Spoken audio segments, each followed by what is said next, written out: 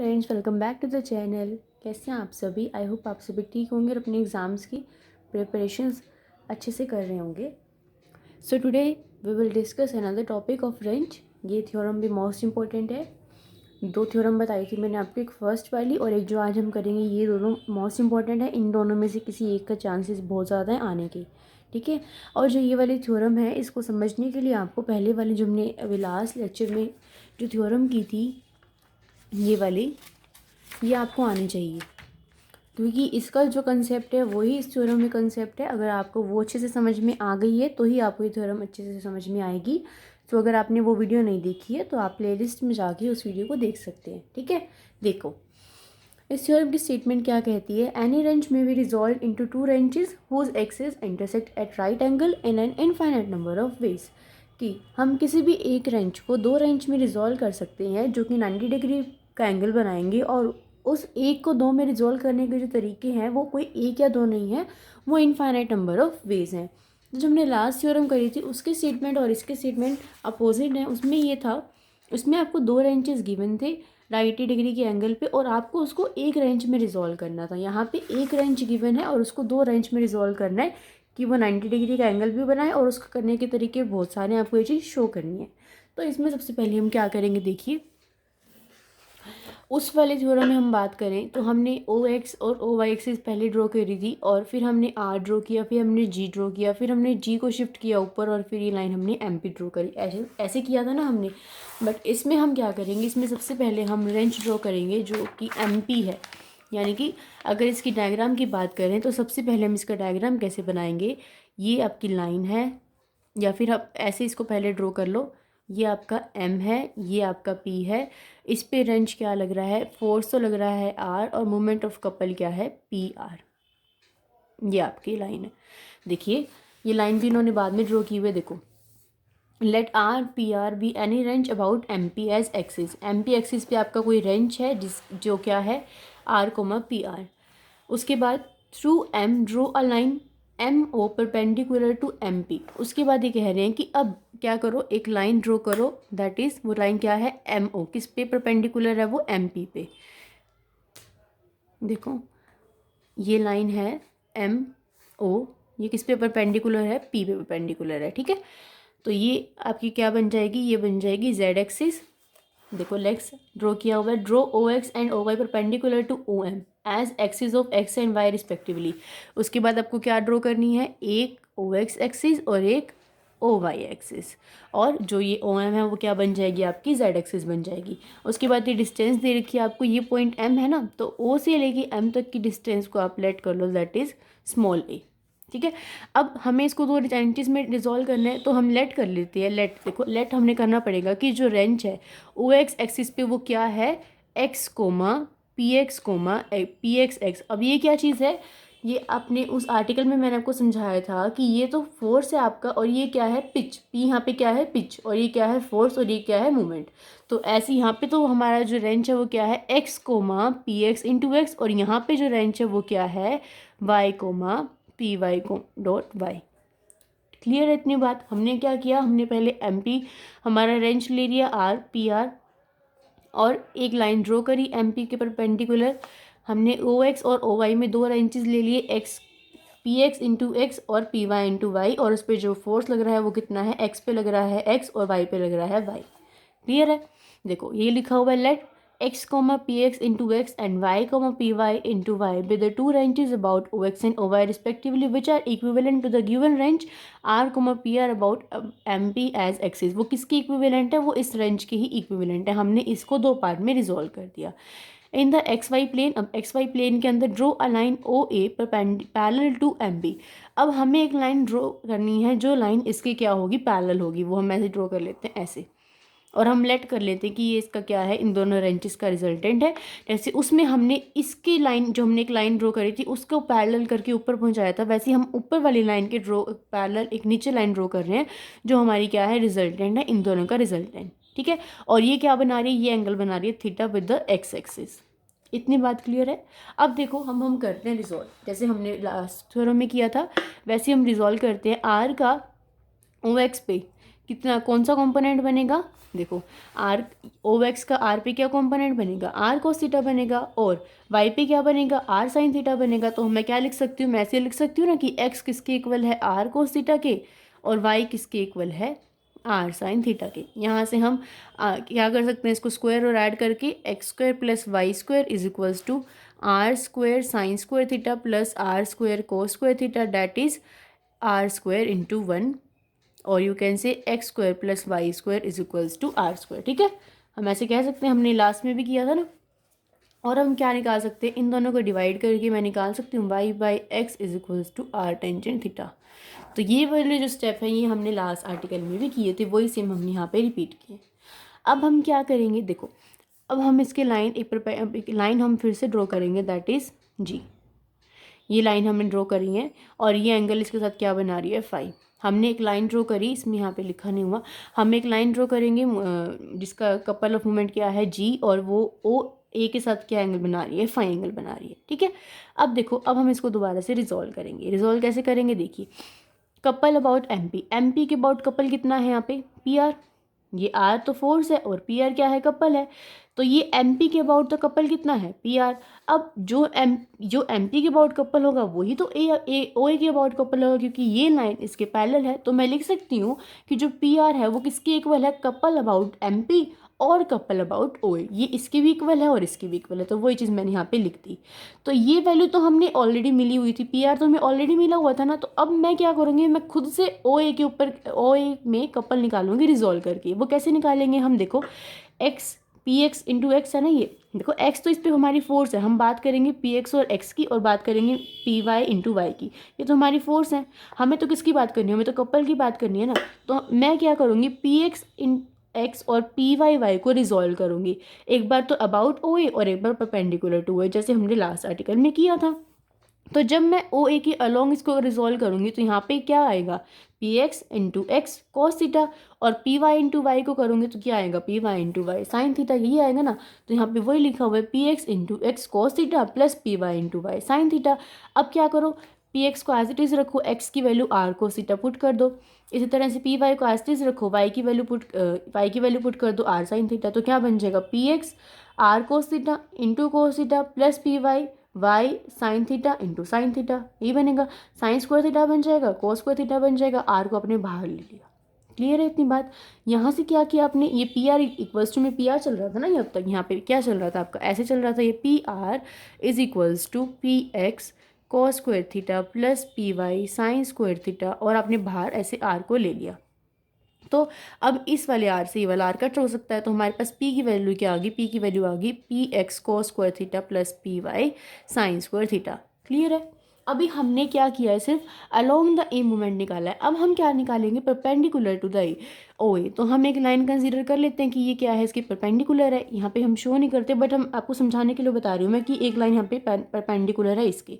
तो वो जो लाइन परपेंडिकुलर है तो उसके अलोंग हमारे जो वैल्यूज़ होंगी वो क्या होंगी, पी एक्स, अगर मैं पी एक्स का कंपोनेंट लूँ तो क्या होगा, ये इस पे 90 डिग्री का एंगल बना रहा है क्योंकि मैंने कहा परपेंडिकुलर है, ये क्या है 30 सॉरी थीटा।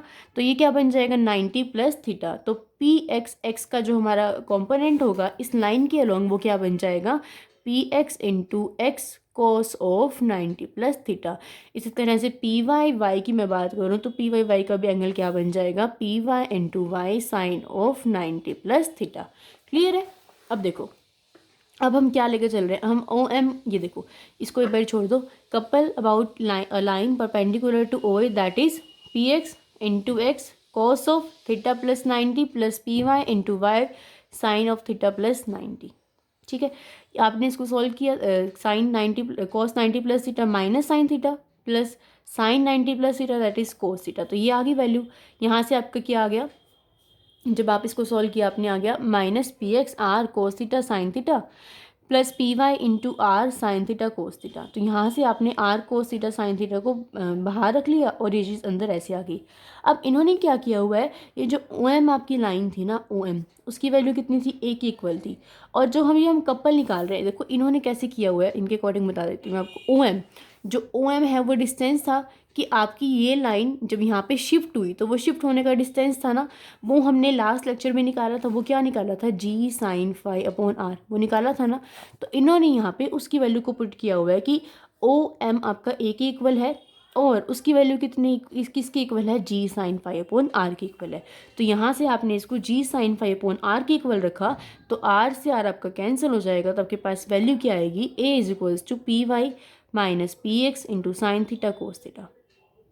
या फिर आप ऐसे भी लिख सकते हो, ए इज इक्वल्स टू, यहाँ पे आर से आर कैंसिल हो ही रहा है direct, P Y minus P X into sine theta cos theta. ठीक है, तो यहाँ से हमारे पास क्या आ गई, ए की वैल्यू आ गई। क्लियर है। अब हमारा काम क्या है, हमें पी एक्स और पी वाई की वैल्यूज़ निकालनी है। पी एक्स और पी वाई की वैल्यूज़ क्यों निकालनी है, क्योंकि हमने इसको जो हमारा रेंच है इसको दो पार्ट में रिजॉल्व किया और हमें ये चीज़ शो करनी है कि इसको करने के इन्फाइनेट नंबर ऑफ वेज है। जैसे उसमें हमने क्या किया था, इसकी वैल्यू निकाली थी। हमने ये कहा था कि जैसे जैसे हम इनको चेंज करते रहेंगे वैसे वैसे हमारी वैल्यू चेंज होती रहेगी। जैसे हमने फर्स्ट आर्टिकल में किया था, जैसे जैसे हम ए बी को चेंज करेंगे वैसे ही वैल्यू चेंज हो जाएगी। तो वैसे हम यहाँ पे करेंगे, हमें पी एक्स और पी वाई की वैल्यू मिल जाए तो हम ये चीज़ शो कर सकते हैं कि जैसे जैसे हम थीटा को चेंज करेंगे वैसे वैसे वैल्यू चेंज हो जाएगी। तो हम निकालेंगे पी एक्स और पी वाई की वैल्यू। यहाँ से ए तो आ गया। अब आप क्या करो, पी एक्स और पी वाई के लिए इसको सोल्व करो। तो उसको सोल्व हम कैसे करेंगे, देखिए जो फर्स्ट इक्वेशन है ये सेकंड इक्वेशन है। फर्स्ट इक्वेशन को साइन थीटा से मल्टीप्लाई किया हुआ है, सेकंड इक्वेशन को कोस थीटा से मल्टीप्लाई किया और दोनों को किया हुआ है ऐड। इसको करोगे पी साइन थीटा, इसको करोगे A cos theta, P sine theta plus A cos theta. इसको करोगे साइन थीटा से तो क्या बनेगा, P x cos square theta into sine theta plus P Y sine cube theta, यही बनेगा ना। प्लस इस वाली टर्म को जब आप करोगे कोस थीटा से तो क्या बनेगा, देखो मैं आपको करके दिखा देती हूँ, कंफ्यूज हो जाओगे वरना आप। देखिए हमें फर्स्ट इक्वेशन को मल्टीप्लाई करना है किससे, साइन थीटा से। तो p into sine theta plus add करना है इसको, जिसको मल्टीप्लाई करना है a cos थीटा से। राइट हैंड साइड को मल्टीप्लाई करो साइन थीटा से तो क्या बन जाएगा, P x cos square theta sine theta plus P Y sine cube theta, यही बनेगा ना। अब देखो नीचे वाली टर्म को इसको करो ऐड, तो ये क्या बनेगा, ये पहले से ही क्या है, ये पहले से है P Y sine theta cos theta, पहले से है ये।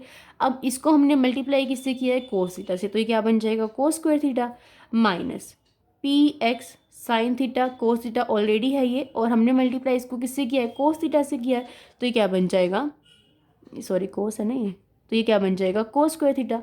तो अब हमारे पास क्या आ गया, p x cos square theta plus P Y sine cube theta plus P Y sine theta cos square theta minus P x sine theta cos theta. ये वैल्यूज आ गई हमारे पास यहाँ से। अब देखो ये क्या बन रहा है, P x sine theta cos square theta, ये माइनस का बन रहा है और ये प्लस का बन रहा है, तो क्या हो जाएगा, कैंसिल आउट हो जाएगा। हमारे पास क्या बचेगा, p sine theta plus a cos theta is equals to P Y sine cube theta plus P Y sine theta cos square theta. ये टर्म्स बचेगी हमारे पास यहाँ पे। अब यहाँ से मैं क्या करती हूँ, पी वाई साइन थीटा को कॉमन ले लेती हूँ, तो अंदर क्या बच जाएगा, sign square theta plus cos square theta. अब आपको पता है sign square theta plus cos square theta 1 होता है, तो यहाँ से पी वाई, ये पी है, पी वाई साइन थीटा बन गई। और यहाँ पे हमारे पास क्या चल रहा था, P sine theta plus A cos theta. अब मुझे तो पी वाई की वैल्यू चाहिए, पी वाई की वैल्यू निकाल रहे हैं हम, तो मैं साइन थीटा को डिवाइड कर देती हूँ, तो क्या बन जाएगा, p sine theta upon sine theta plus a cos theta upon sine theta is equals to P y. तो ये साइन थीटा से साइन थीटा कट हो जाएगा, तो p plus a cot theta is equals to P y. तो p y की value क्या आ गई मेरे पास, p plus a cot theta. अब देखो हम डिटरमाइन बाद में करेंगे, इन्होंने बाद में किया, मैं आपको बाद में बता देती हूँ कि पी वाई की वैल्यू को हम कैसे डिटरमाइन करेंगे। उससे पहले हम पी एक्स की वैल्यू को निकाल लेते हैं। तो देखिए यहाँ से इस वाली इक्वेशन से मैं लिख सकती हूँ p minus P x cos square theta is equals to P Y sine square theta. ऐसा हम क्यों लिख रहे हैं, क्योंकि हमारे पास पी वाई की वैल्यू आ गई है। तो अब हमें क्या करना है, हमें पी एक्स की वैल्यू चाहिए ना, तो आप इसको ऐसे लिख लो, पी माइनस इस पी को यहाँ, p Y sine square theta को यहाँ ले जाओ और इसको यहाँ पे ले आओ, P x cos square theta, क्योंकि हमें पी एक्स की वैल्यू चाहिए तो पी एक्स को एक तरफ रख लो, बाकी को एक तरफ रख लो। अब क्या करो, ये जो पी वाई की वैल्यू निकाल रही है इसको इसमें पुट कर दो, जैसे यहाँ पे की हुई है देखो, पी माइनस पी वाई की वैल्यू अपनी क्या निकाली, पी वाई की वैल्यू अपनी ये निकाली, पी प्लस एक और theta into sine square theta, P minus P minus P sine square theta minus A cos theta sine square theta. अब आपने क्या किया, साइन स्क्वायर थीटा को 2 साइन थीटा कोस थीटा लिख दिया, और कोट को sine theta by cos theta लिख, देखो कोट का क्या लिख सकते हो, cos theta by sine theta, और साइन स्क्वायर थीटा को हम, साइन स्क्वायर थीटा है ना ये, तो इसको आपने क्या किया, sign theta into cos theta, sine square theta को 2 साइन थीटा कोस थीटा लिख सकते हैं ना हम।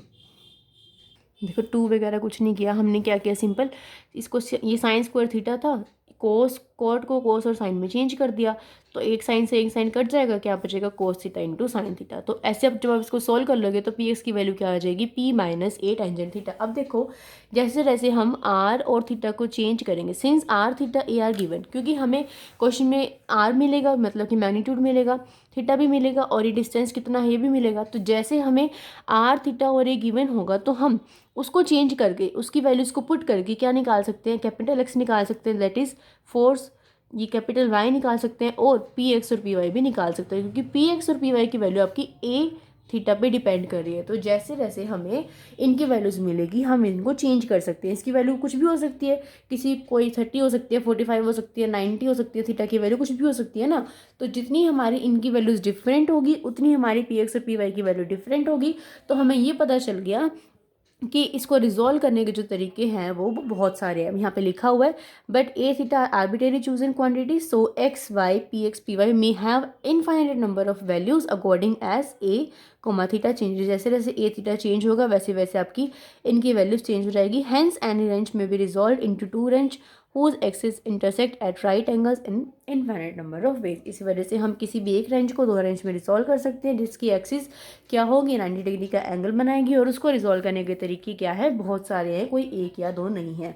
सो आई थिंक कि आपको समझ में आ गया होगा, जिसने भी पहले वाला आर्टिकल अच्छे से किया होगा उसको कोई प्रॉब्लम नहीं आएगी इसको करने में।